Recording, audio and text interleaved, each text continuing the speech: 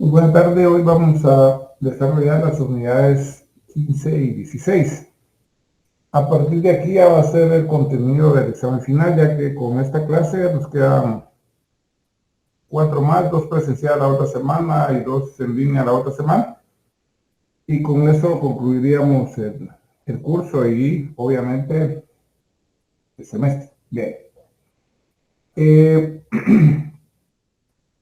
En la tradición jurídica se ha confundido y se sigue confundiendo los conceptos de proceso y procedimiento, lo que ha dado lugar también a que se confundan los principios del proceso y los principios del procedimiento.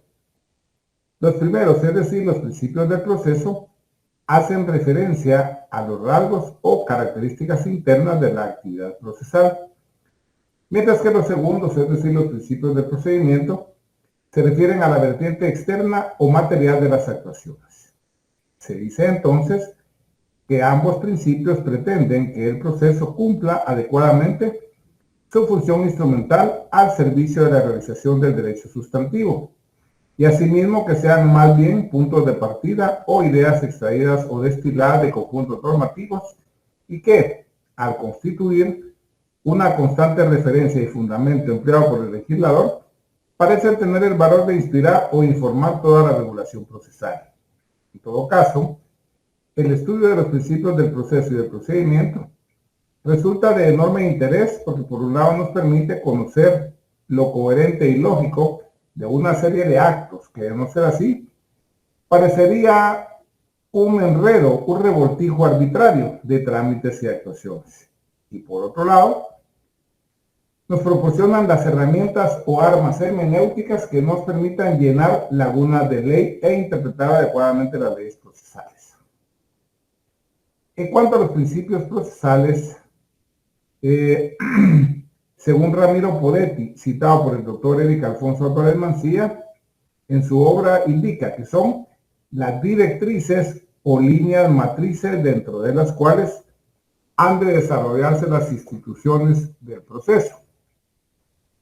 Y dentro de los principios procesales o del proceso tenemos los siguientes. El primero se denomina principio dispositivo. Es el que habitualmente rige en los procesos en que se van a debatir cuestiones relacionadas con derechos sobre lo que las partes tienen la facultad de disponer. Es la consecuencia o reflejo necesario que provoca en el proceso el reconocimiento de la autonomía de la voluntad respecto a los derechos subjetivos. ¿Qué quiere decir esto? Que el principio dispositivo se da cuando las leyes procesales le dan la potestad o la facultad a las partes para impulsar el proceso. Es decir, aquí no lo va a impulsar de oficio el señor juez, sino van a ser las partes las que lo van a realizar.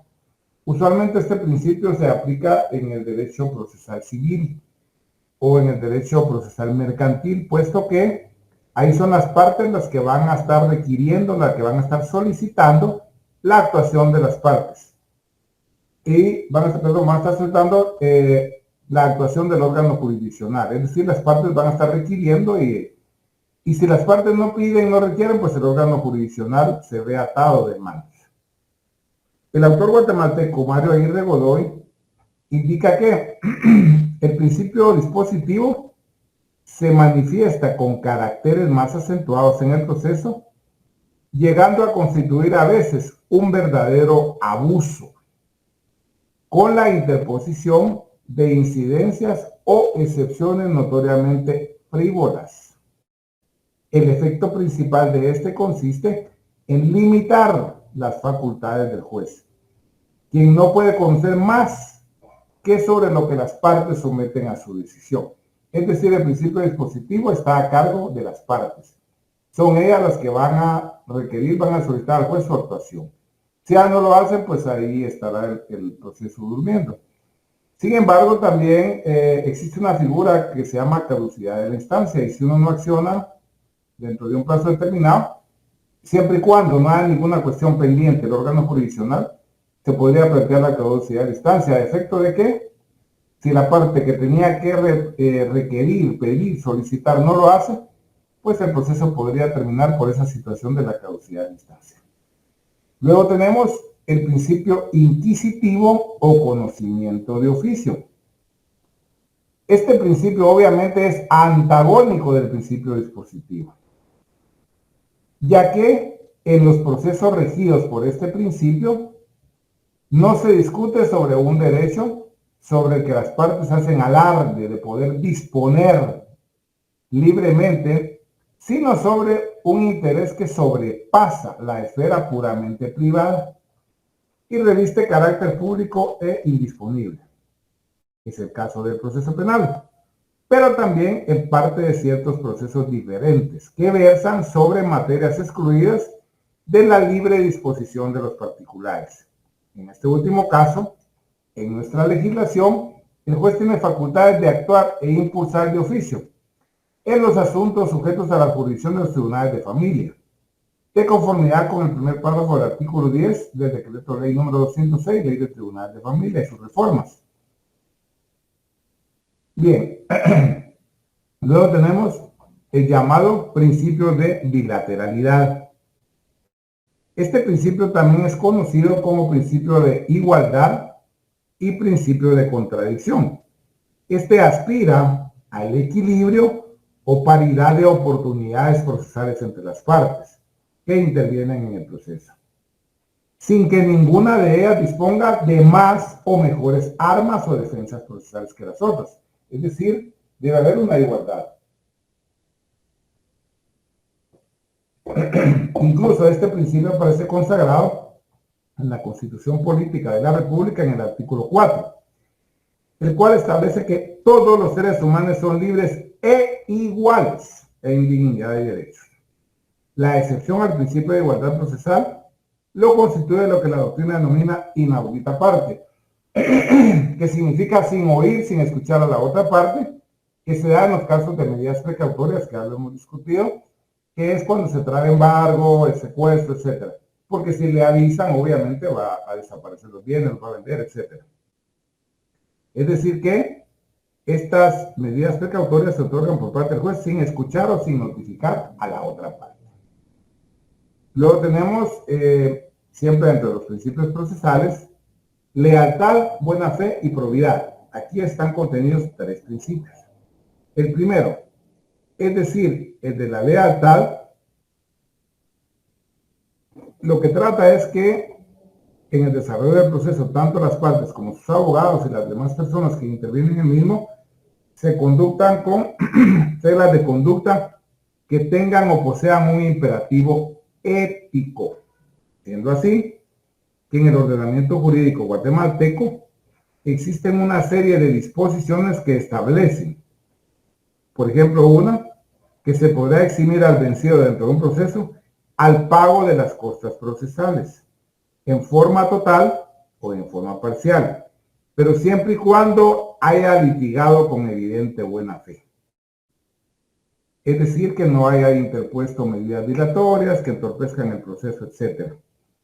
Y dentro de ellos tenemos el artículo 574 del Código Procesal Civil y Mercantil y el artículo 45 de la Ley de Amparo de Exhibición Personal y de Constitucionalidad. Es decir, esos tres principios tienen más que todo un aspecto ético que deben observar tanto las partes como sus abogados dentro de un proceso.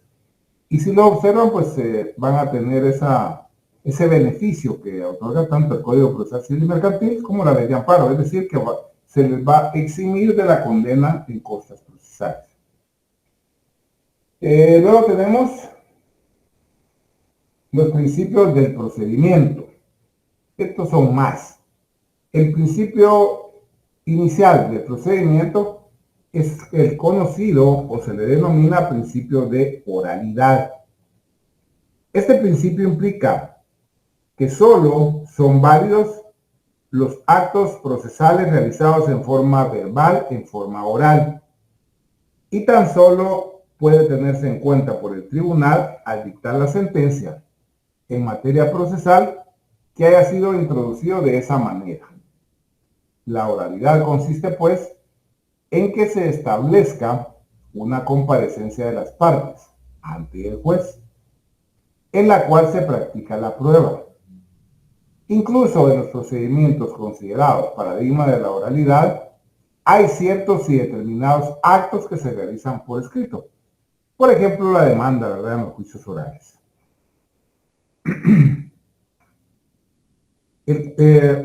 La demanda podrá presentarse verbalmente, en cuyo caso el secretario levantará el acta respectiva, y podrá también presentarse por escrito. Todo eso aparece contenido en el título 2, capítulo 1, artículos del 199 al 228 del Decreto Ley 107, Código Procesal Civil y Mercantil. Y el artículo 201 es el que establece las formas en que podemos presentar nuestra demanda, que puede ser en forma oral o escrita. Luego tenemos, en segundo término, principio de inmediación. Este principio está considerado como un principio que es consecuencia del principio de oralidad y postula que el órgano jurisdiccional tome un contacto directo con las partes procesales y el material probatorio que se produce en el proceso, lo que le permitirá arribar a una recta aplicación de la justicia. ¿Qué quiere decir en resumen el principio de inmediación? Que tiene que estar el titular del órgano jurisdiccional, es decir, el juez. El juez debe presidir la audiencia, aun y cuando el auxiliar judicial, que es el oficial, esté desarrollando la audiencia, si es en forma verbal, en forma oral, que las partes han comparecido y están ahí físicamente presentes, tanto el actor como el demandado de sus abogados, el juez debe estar allí. Ahí es cuando se da el principio de inmediación. Por ejemplo, si ofrecimos como una prueba la confesión judicial, pues obviamente si queremos que confiese la otra parte, tenemos que llevar una serie de preguntas que se denomina posiciones, procesalmente hablando, y van dentro de un sobre sellado, cerrado. Y es en el momento que las partes llegan a ese lugar que el juez va a romper ese sobre y va a calificar las preguntas. Las va a calificar para establecer que las mismas no sean impertinentes o que atenten contra la moral, las buenas costumbres, o bien que las mismas no tengan nada que ver con el tema que se está discutiendo. Es decir, que no van a aportar nada al proceso. Entonces viene el juez, califica las preguntas y descalifica otras. Pero lo importante acá, cuando se presenta el pliego de posiciones, es que quien tiene que firmar ese pliego de posiciones es la parte procesal que lo está proponiendo. No la puede firmar su abogado a ruego, porque si lo hace de esa manera, el juez le rechaza esa prueba. Tiene que firmar, como les digo, quien propuso esa prueba. Él debe firmar con su puño y letra al final, termina la última pregunta o la última posición, debe firmar. Asimismo, que se estén recolectando otras pruebas, también es prudente que el juez esté ahí. A eso es que se refiere el principio de inmediación, que el juez esté presente, que esté presidiendo esa audiencia, a efecto de que al momento que va a dictar su fallo, que va a dictar su sentencia, pues tenga mejores elementos de juicio para dictar la misma. Porque él escuchó, él estuvo presente durante el aporte de las pruebas, durante el diligenciamiento de las pruebas. Es importante esto de la inmediación porque le da al juzgador un mejor panorama de lo que está aconteciendo dentro de un juicio. Por eso muchas veces las partes procesales, siempre y cuando la ley lo permita, proponen que haya una vista pública. Y la vista pública implica que las partes vayan acompañadas de sus abogados y obviamente el que se va a echar el speech es el abogado. Pues si la parte quiere dirigirse al juez o al tribunal, pues lo puede hacer. Lo único que usualmente en las vistas públicas cuentan con 15 minutos para exponer lo que consideren atinente a su derecho. Y muchas veces en la vista pública quizás el juez, el tribunal no estaba muy convencido del asunto. Pero en la vista pública, si la exposición del abogado es llevada de una manera coherente, de una buena manera, de una forma brillante, podríamos decir en alguna ocasión, entonces eso le va a permitir al juez darse una idea mejor de lo que está aconteciendo dentro de ese proceso y la va a dictar el fallo más acorde a lo que le están pidiendo. En la actualidad hay un trámite que aparece en la ley de delincuencia organizada, que es cuando el Ministerio Público solicita trasladar a mayor riesgo un determinado asunto. Pero ¿quién tiene la facultad de solicitar eso? Únicamente la Fiscal General de la República. No cualquier fiscal del Ministerio Público. Es únicamente la fiscal, la que va a requerir a la Cámara Penal de la Corte Suprema de Justicia, que determinado asunto pase a ser de conocimiento de los juzgados de mayor riesgo. ¿Por qué razón? Porque el Ministerio Público estima que tanto las partes como los jueces, como los defensores, como los abogados podrían estar en riesgo, puesto que normalmente lo que se quiere trasladar a mayor riesgo es delincuencia organizada, ¿verdad? Cuando hay asociación ilícita, etc. Y muchas veces no se tiene la certeza de quiénes integran esa estructura criminal. Entonces el Ministerio Público hace el requerimiento, argumenta, y siempre va un abogado de la defensa pública para no violar los derechos de aquellos que pudieran haber participado, pero que no se ha determinado todavía quiénes son. Pues se dicta el fallo de la Cámara Penal y puede decir que sí se traslada a mayor riesgo o que no se traslada. Y esa resolución es apelable. Y quien va a conocer la apelación es el Pleno de la Corte Suprema, obviamente no integrado por los magistrados de Cámara Penal. Ellos ya conocieron en primera instancia esa situación, se retiran y entran magistrados de sala, presidentes especialmente, para conocer si se mantiene lo que resolvió la Cámara Penal, si se trasladaba o no a mayor riesgo. Entonces ahí es la importancia de la inmediación, porque muchas veces los argumentos del Ministerio Público convencen a los magistrados de la Cámara Penal. Dicen, sí, aquí es necesario porque sí hay elementos que presumen que aquí efectivamente hay delincuencia organizada. Entonces en esos casos sí se traslada. Bien, en cuanto al tercer principio del procedimiento, se llama concentración procesal. Este principio, al igual que el anterior, es consecuencia del principio de oralidad y establece la necesidad de concentrar todas o la mayoría de las actuaciones, incidentes, impugnaciones o alegaciones de cualquier clase en una sola audiencia, vista o comparecencia. Es decir, en una sola y si no las menos audiencias que se pueda para que efectivamente haya una concentración procesal. Puesto que tratándose de actuaciones orales es necesario que no se desvanezca en el juez la percepción inmediata y fresca obtenida al presenciar la práctica de la prueba, la que podría suceder si el juicio se fragmentara en muchas audiencias o, aunque fuesen pocas, en sesiones cronológicamente muy separadas entre sí. Luego tenemos el denominado principio de publicidad. Este principio implica la posibilidad que cualquiera pueda conocer y seguir el transcurso de un proceso. Se trata, pues, de una garantía que asegura la transparencia del funcionamiento de la justicia y proporciona seguridad y confianza en la tarea de los órganos jurisdiccionales, puesto que hace accesible y, si fuese el caso, criticables dichas actuaciones o tareas. El ordenamiento jurídico guatemalteco recoge la existencia del principio de publicidad en el artículo 30 constitucional, estableciendo que todos los actos de la administración son públicos, salvo que se trate de asuntos militares o diplomáticos de seguridad nacional o de datos suministrados por particulares bajo garantía de confidencia. Asimismo, dicho principio ha sido desarrollado en una ley de carácter ordinario, la denominada Ley de Acceso a la Información Pública. Entonces, si a ustedes les interesa alguna información de algún ministerio, del organismo judicial, etcétera, etcétera, pues pueden, a través de lo que establece la Ley de Acceso a la Información Pública, solicitar o requerir la información que pretenden.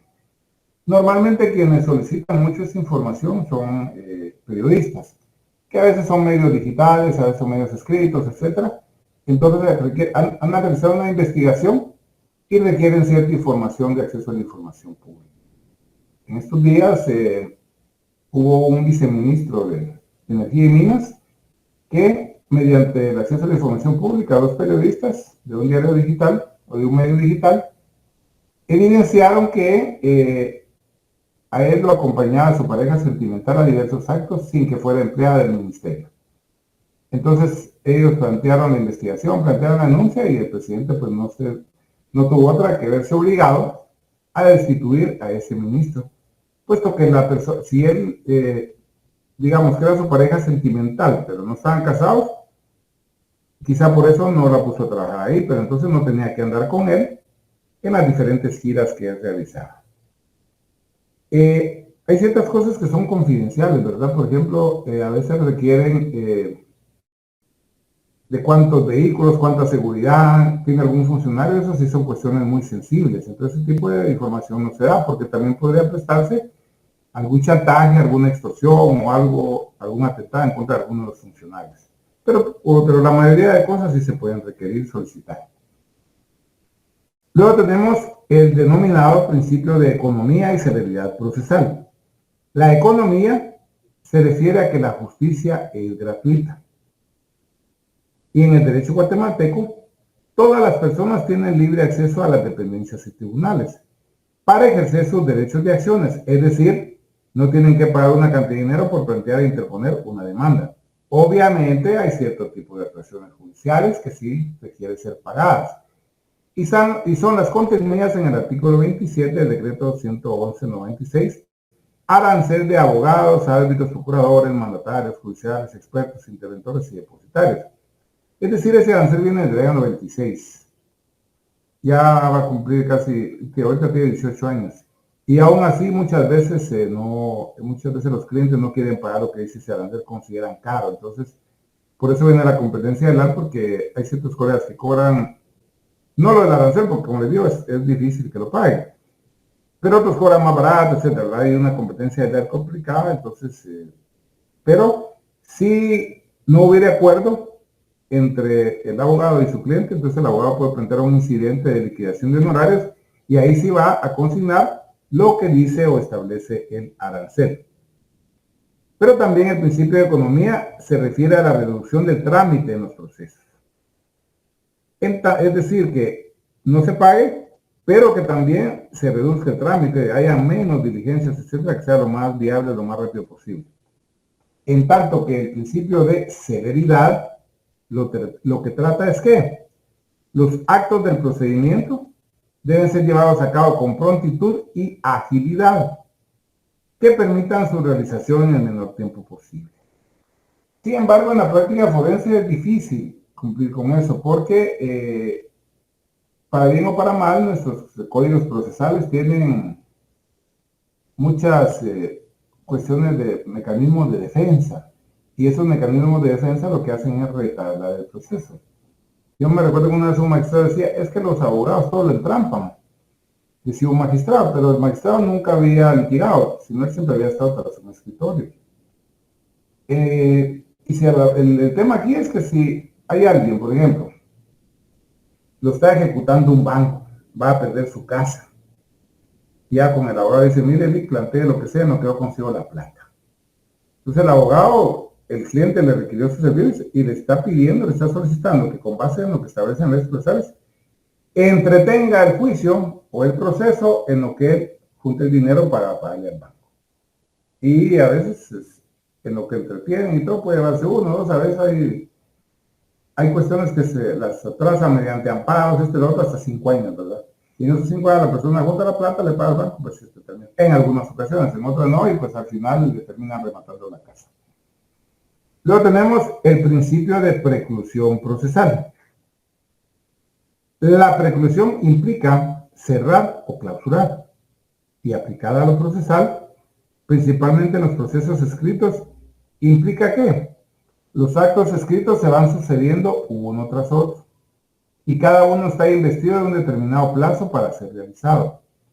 Verbigracia, o por ejemplo, interposición de excepciones de un recurso, presentar un escrito, realizar una solicitud. Es decir, Lo tenemos que hacer en el momento que la ley nos faculta. Si lo hacemos después, nos lo van a rechazar por extemporáneo, entonces nos van a aplicar ese principio de preclusión procesal. Es igual cuando ustedes piden extemporáneo, cuando piden revisión de examen, hay un plazo que establecen la normativa de la facultad y de la universidad, y dentro de ese plazo lo pueden realizar ustedes. Y si no, pues les aplican el principio de preclusión procesal porque lo hicieron fuera del tiempo establecido en la ley. Siendo asimismo necesario que los plazos sean preclusivos, lo que significa que transcurrido el tiempo establecido para realizar aquellos actos procesales, desaparece la oportunidad para realizarlos, quedando de consecuencia cerrada o clausurada dicha etapa. Finalmente tenemos como principio de procedimiento el principio de adquisición procesal. Este principio, como bien lo indica el autor Álvaro Mancía, se relaciona con la prueba. De esa cuenta, todos los medios de prueba que se diligencian por ambas partes durante la dilación probatoria, al incorporarse al proceso, se adquieren para el proceso y por ende dejan de pertenecer a la parte que solicitó su diligenciamiento. De esa cuenta, el resultado puede ser desfavorable para quien generó la incorporación del medio de prueba al proceso. Sin embargo, dicha prueba no puede renunciarse por quien la propuso, por haber sido adquirida por el proceso. Es decir, si nosotros propusimos una prueba, un documento, etcétera, este pasa a ser integrante del proceso, es decir, lo adquiere el proceso. Pero también hay ciertos documentos que nosotros podemos pedir que queden certificados en autos. Por ejemplo, si nosotros tenemos un nombramiento, un mandato, obviamente es un mandato para todos los procesos que llevemos. No vamos a hacer un mandato para cada proceso, para cada juicio. Entonces, se hace el mandato y normalmente cuando uno lleva los memoriales a los órganos jurisdiccionales, pues pide en el memorial de demanda que quede fotocopiado, certificado en autos. Y obviamente por eso también le cobran una cantidad por lo que establece el arancel. Entonces, le devuelven su mandato y ya pues pasa al otro. Luego pasamos al capítulo 16, denominado Teoría de los actos procesales. Los actos procesales son los actos jurídicos de las partes y del órgano jurisdiccional fundamentalmente, mediante los cuales el proceso se realiza y que producen sus efectos principales, de modo directo e inmediato al proceso. Existen asimismo actos del proceso y actos del procedimiento. Todo acto procesal se origina de otro y a su vez da origen a otros u otros actos procesales. A ellos se le ha denominado proceso. A decir de Wasp, citado por Mauro Chacón Corado en su obra, cada acto es presupuesto de admisibilidad del siguiente, salvo el último. Y es también condición de la eficacia del acto precedente, salvo el primero, no sometido a consideración del órgano jurisdiccional. Explicado así sencillamente, el primer acto procesal es la demanda. Por eso, la demanda no tiene un acto anterior que permita su admisibilidad, porque la demanda va a ser el primer acto procesal. Y luego dice, cada acto es presupuesto de admisibilidad del siguiente, salvo el último. Y el último va a ser la sentencia debidamente ejecutoriada. Es decir, como les decía en la primera clase, que les hice una serie de cuadros ahí en la pizarra, el primer acto procesal, la demanda. Luego la primera resolución. Luego el emplazamiento. Y así nos vamos hasta que se dicta sentencia. Y si apelan, pues hasta que regrese la otra, si ahí plantean amparo también. Es decir, el último acto va a ser la sentencia cuando ya esté debidamente ejecutoriada. Es decir, que ya no esté pendiente de ningún recurso. Tenemos también los actos del procedimiento. El procedimiento es la sucesión temporal de actos en su aspecto más aparente y externo, o bien, como indica Charneluti, la coordinación de varios actos autónomos con vista a la producción de un efecto jurídico final. Asimismo, hay hechos y actos procesales. Las figuras del hecho y del acto jurídicos aparecen en todos los ámbitos del ordenamiento. Pensemos en el contrato, el testamento, dentro del derecho civil y dentro del derecho administrativo los actos de ese tipo, es decir, actos administrativos y sus conceptos más generales. Hecho jurídico es el suceso o acaecimiento de la naturaleza que tiene consecuencias jurídicas.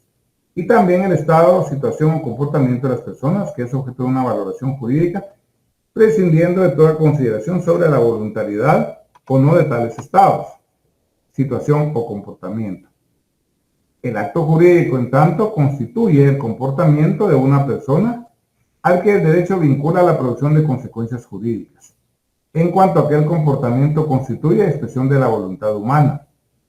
Voluntad que puede ser expresa o tácita, siendo el acto jurídico una especie de hecho jurídico general. Por ejemplo,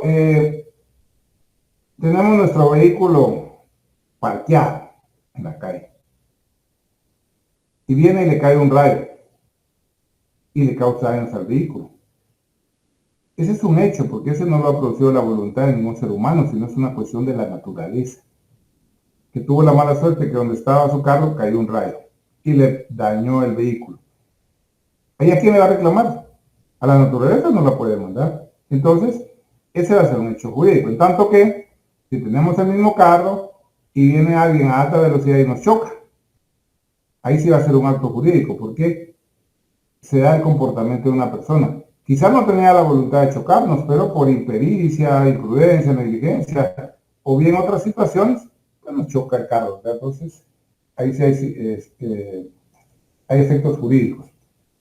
Clasificación de los actos procesales. Realizar una clasificación de actos procesales resulta difícil por los distintos criterios que pueden seguirse. Sin embargo, para efectos de estudio del curso atenderemos al criterio más simple, más sencillo, siendo este de acuerdo al sujeto, de donde proceden, tal y como lo indica el procedimiento uruguayo Eduardo Couture.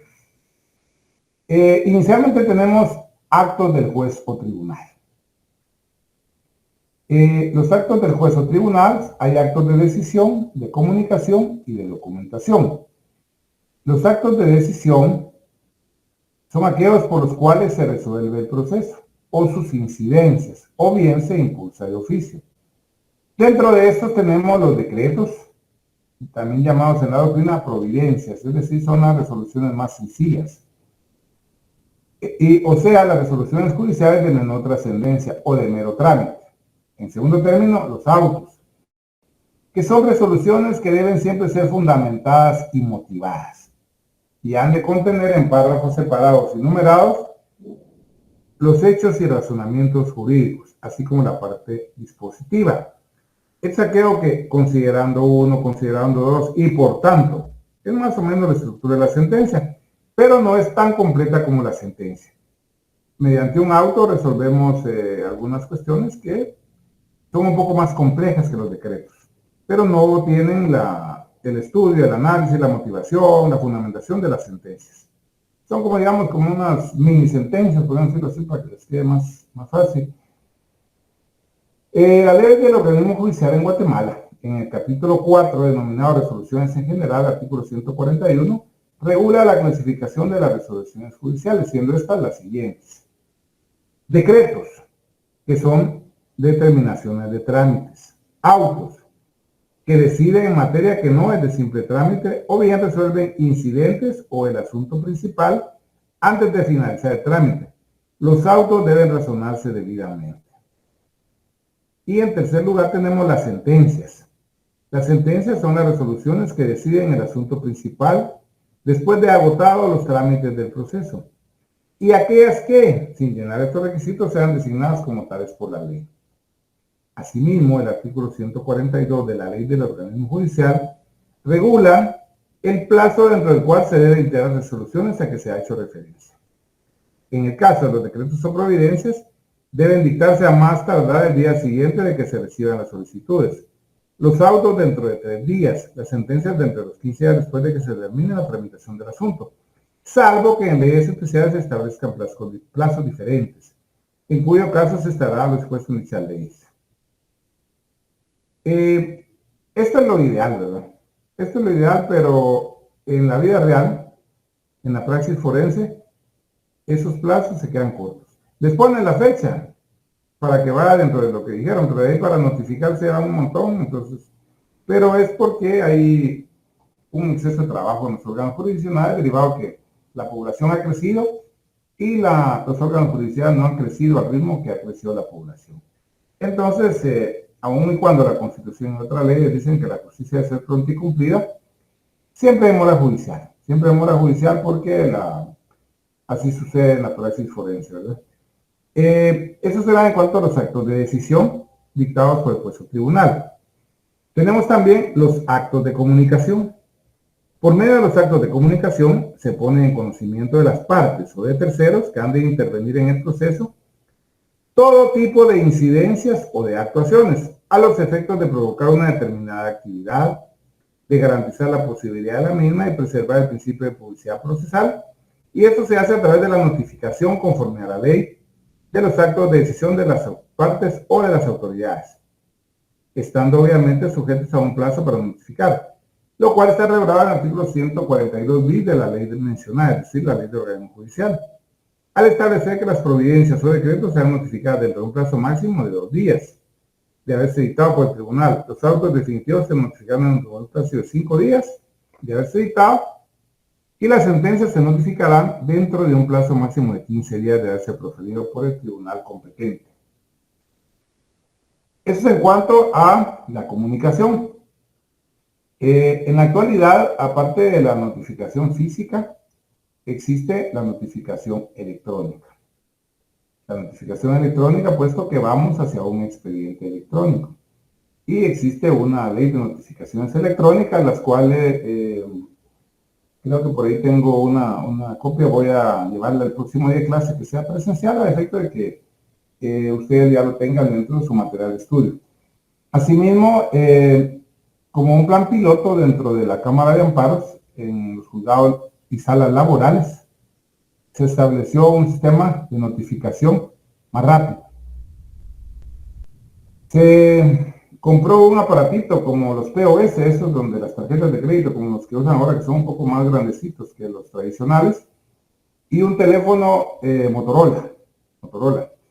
Entonces los notificadores de ramo laboral van a notificar y en el teléfono dicen a quién se la dejaron, a qué hora la dejaron, dónde la dejaron, y luego ese símil del POS les imprime, como que fuera el recibo de la luz que nos llega a todos cada mes, ¿verdad? Así más o menos es el tamaño de la notificación.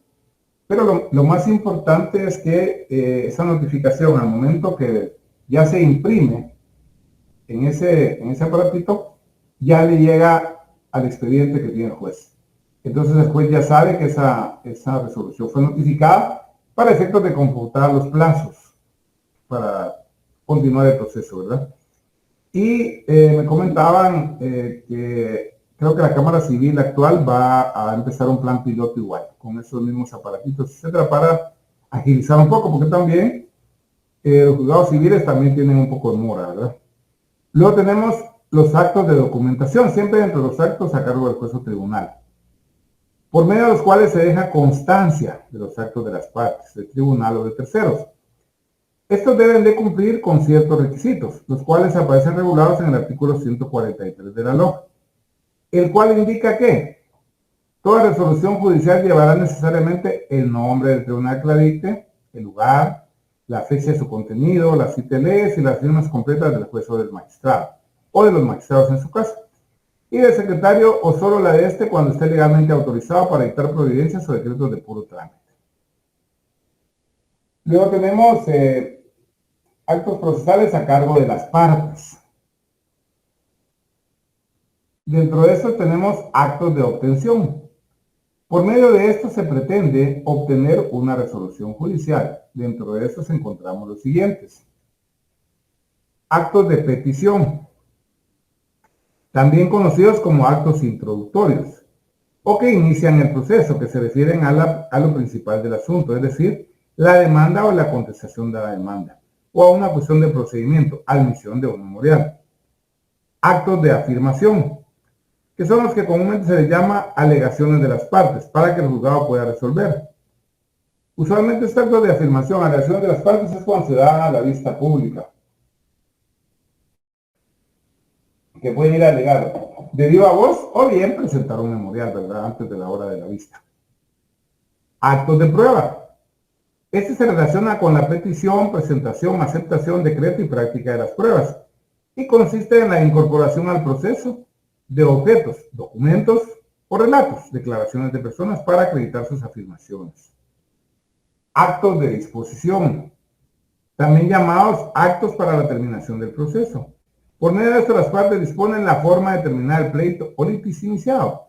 Dentro de ellos encontramos los siguientes: el allanamiento, que ya lo hemos discutido reiteradamente en el curso, el desistimiento y la transacción. Estos tres ya los hemos discutido, entonces no vamos a ahondar más en el asunto. Luego tenemos actos de terceros. Se incluyen aquí los siguientes actos. Actos de prueba. ¿Cómo ocurre? Con las declaraciones de los testigos, los dictámenes de peritos o expertos y autorización de documentos notariales.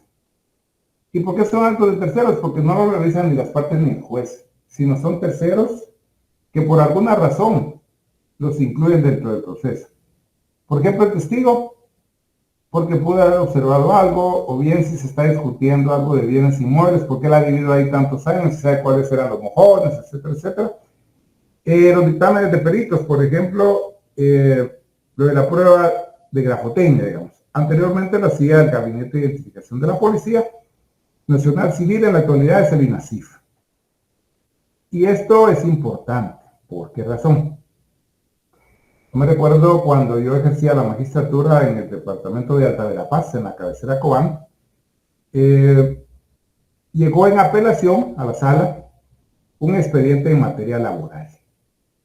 Un expediente en materia laboral en el cual la sentencia era desfavorable para el trabajador, puesto que la parte demandada, el patrono, presentó un finiquito. Un finiquito donde decía que el trabajador había recibido sus prestaciones a satisfacción, firmado y todo por él, supuestamente. Entonces, los órganos jurisdiccionales tienen una facultad que aparece en la ley que se llama auto para mejor fallar. A los magistrados de esa sala nos llamó la atención que el trabajador manifestó que ahí en la sala que esa no era su firma. Entonces, mediante esa facultad que la ley da, mediante un auto para mejor fallar o un auto para mejor proveer, mandamos a requerir en aquel tiempo al Gabinete de Identificación de la PNC que determina que fuera a hacer pruebas grafotécnicas, pruebas de grafía al trabajador ahí en la sala. Y efectivamente llegaron técnicos del Gabinete de Identificación, firmó el trabajador un papelito, escribió unas cuestiones y todo. Y los agentes encargados se llevaron las pruebas. Posteriormente hicieron el análisis respectivo y se determinó que no era la firma del trabajador. He ahí la importancia de ese dictamen de expertos o de peritos. Es decir, que el patrón había actuado deliberadamente de mala fe, le habían falsificado la firma del trabajador. Entonces, ¿cuál fue la consecuencia de ese anómalo proceder del patrono? Pues que se revocó la sentencia con base en que el finiquito no lo había firmado el trabajador. Se revoca la sentencia, se condena al patrono a pagar las prestaciones y asimismo se le certifica lo conducente por falsedad. Es decir, se certificó al Ministerio Público para que lo investigaran por esa falsedad. Y ahí la importancia de esos actos de terceros. Luego tenemos actos de decisión, como el caso del laudo dictado por un tribunal arbitral. Aquí no vamos a ahondar mucho porque anteriormente el arbitraje estaba regulado en el Código Civil también, pero luego se creó la ley específica, la ley de arbitraje. Y cada parte propone un árbitro, hay dos árbitros X y cada parte propone uno, y si ellos decidieron en su contrato someter eso al conocimiento de árbitros, pues se va a un arbitraje, que en la actualidad hay uno en la Cámara de Comercio y Cámara de Industria y otro lugar que no recuerdo. Actos de cooperación, que se presenta cuando los terceros son requeridos a colaborar con el juzgado. El patrono descuenta el salario del monto del embargo ordenado por un juez. ¿Qué quiere decir esto? Que digamos que alguien fue demandado por un juicio de pensión alimenticia y no paga, y ya está la sentencia, ya está el convenio, entonces lo van a ejecutar, y dentro de las medidas precautorias o cautelares que dicta el juez es que se embargue el salario del trabajador al que trabaja ahí porque no pagó los alimentos. O bien también se envían oficios a los bancos para que traigan embargo sobre cuentas que alguien que tenga un juicio por alguna ejecución tenga dinero en ese banco, también que se embargue el dinero. Luego tenemos el lugar de los actos procesales. Por regla general, los actos procesales deben de realizarse en el local del órgano jurisdiccional que está conociendo el proceso, del que aquellos actos forman parte. La regla general tiene sus excepciones, siendo estas: hay actos que pueden realizarse fuera del local del órgano jurisdiccional, pero dentro de su sede o circunscripción territorial, donde tiene asignada su competencia. Por ejemplo, los actos de comunicación, es decir, las notificaciones, que puede ser en la residencia del destinatario, el reconocimiento judicial, digamos, de algún terreno, de alguna cuestión en la que esté en algún lugar que no se puede sacar de ahí, embargo de bienes muebles. Hay actos que pueden realizarse fuera de la sede o circunscripción o demarcación territorial del órgano jurisdiccional, debiendo encomendar a otro órgano jurisdiccional por medio de despacho o bien otra entidad. Despacho de exhorto, que ya lo hablamos la otra vez, que el despacho es cuando es un juez menor y un exhorto cuando es un juez de la misma categoría. Luego tenemos el tiempo de los actos procesales. La regulación temporal de los actos procesales ha tenido siempre una gran importancia, dado que el proceso mismo comporta una sucesión de actos, sucesión que se produce necesariamente en el tiempo. El entender el proceso como una sucesión de actos ha supuesto que las leyes procesales sean regulados siempre el momento en que deben realizarse los actos, y de allí la gran trascendencia de tiempo, a efecto que el proceso se desarrolle sin dilaciones indebidas. Se puede contemplar desde dos perspectivas: el momento de la realización del acto, días hábiles. Son días hábiles todos los del año, menos aquellos de los que existe declaración expresa de inhabilidad, que es lo que se hace de conformidad con el artículo 45 de la ley del organismo judicial. Por ejemplo, el día miércoles 1 de mayo. Ese es un día de asueto.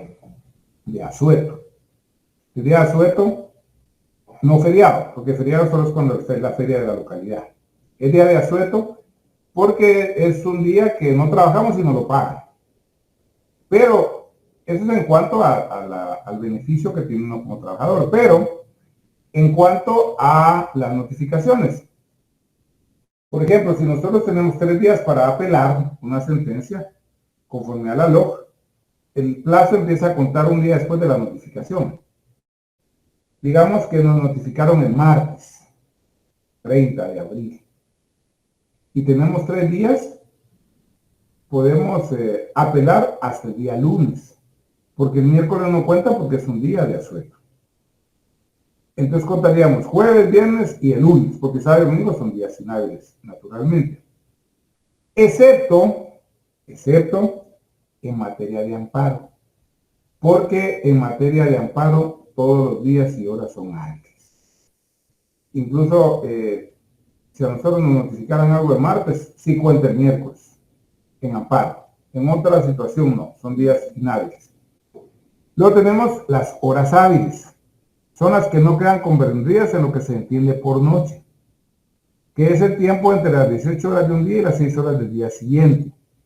Esto rige especialmente para aquella cuestión cuando hay allanamiento por parte de las fuerzas de seguridad o del Ministerio Público. Es decir, ya tienen localizada a una persona que quieren capturar y quieren allanar su casa para ver si encuentran vestigios, si encuentran indicios de que este ha cometido un delito. Pues muchas veces lo que hacen es que se van a apostar ahí desde la noche, ¿no?, a esperar para que el príncipe no se fugue, no se escape. Pero pueden ingresar a la vivienda hasta las 6 de la mañana del día siguiente. Todo ese plazo desde las 6 de la tarde de un día hasta las 6 de la mañana del otro, no lo pueden realizar. No pueden allanar esa vivienda porque es ilegal de acuerdo a la Constitución política. Luego tenemos la orden de la serie de actos, términos y plazos. Términos. Es un momento en el tiempo, determinado por día o hora en que el acto procesal pueda o deba realizarse. Ejemplo, se señala día hora para vista el viernes 13 de enero de 2024 a las 10 horas. Es su término, porque hay hora y fecha. Plazos. Son un lapso o periodo de tiempo durante el cual y en cualquier momento puede o debe realizarse el acto procesal y exige la determinación de un momento inicial y de otro final, en que se emplaza concediendo un plazo. Ejemplo, se emplaza por 9 días para contestar la demanda, plazo que corre a partir de la fecha de la notificación. Es decir, ahí son los plazos, los días que nos otorgan por el emplazamiento, para contestar una demanda, para plantear una apelación, etc. Luego tenemos la forma de los actos procesales. Es la apariencia externa que debe vestir el acto para ser eficaz, o la plasmación externa del acto, es decir, cómo se manifiesta al exterior. Siendo así, que el artículo 165 de la Ley del Órgano Judicial establece que los actos procesales, para los cuales la ley no prescribe una forma determinada, los realizarán los jueces de tal manera que logren su finalidad. Existen dos tipos de actos de acuerdo a la forma: actos orales y actos escritos. Estos se refieren a que las personas han de intervenir en su realización para garantizar el principio de inmediación y a quienes se puede conceder la palabra, siendo la vista pública el acto típicamente oral. Actualmente en nuestro país, el proceso penal, la mayoría de actos son de forma oral, quedando los mismos grabados en sistema de audio. Así nos entrega a quienes intervienen en las audiencias un disco compacto que contiene lo resuelto en la misma. Actos escritos. En estos importa especialmente los requisitos de las firmas de su autor o autores, su contenido, las copias de acuerdo con el número de partes que intervienen en el proceso, el idioma a utilizar, la prohibición del uso de abreviaturas y cifras salvo las citas de leyes, debiendo salvarse los errores al final del escrito y en el momento de suscribirse las actuaciones. Y finalmente tenemos defectos de los actos procesales. Partiendo del principio de legalidad contenido en la Constitución Política de la República y en cada una de las leyes ordinarias, se debe cumplir con lo prescrito en dichas leyes, puesto que de lo contrario podría haber de ineficacia o de irregularidad de los actos procesales. Ineficacia es la falta de producción de sus efectos jurídicos normales o la posibilidad de ser privado de esos efectos. Y la irregularidad es la falta de cumplimiento de un requisito que no es de trascendencia suficiente para producir la nulidad del acto, pero conlleva la sanción al autor del acto. Bien, eso sería contenido de la clase del día de hoy. Ya califiqué sus exámenes, les cuento, aprovechando el asueto, y muchos mejoraron bastante. A algunos les ayudó para llegar a la zona mínima por lo menos. Ahora hubo quienes no llegan a la zona mínima, pero es porque no hicieron el laboratorio. Entonces también yo les di la oportunidad del laboratorio para regalarles 10 puntos, porque realmente es un regalo. Y no llegaron, entonces más no puede hacer uno, ¿no? Tampoco voy a hacer laboratorio por los que no llegaron. Y ya ahorita, si lo quieren hacer, ya se les aplica el principio de preclusión procesal, porque ya pasó esa etapa en que podían realizar el laboratorio. Entonces solo doy la otra clase y les subo sus notas, y hay algunos laboratorios que las personas no aparecen asignadas en ninguna de las dos secciones, entonces no sé, llegaron fantasmas o saber qué va.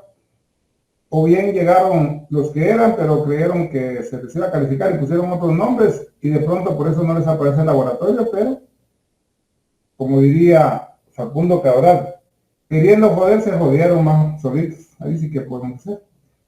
Muy bien, entonces nos miramos la otra semana, ahí el miércoles, primero Dios, y que tengan un feliz fin de semana. Feliz noche, licenciado, gracias. Gracias, licenciado. Buenas noches. Gracias.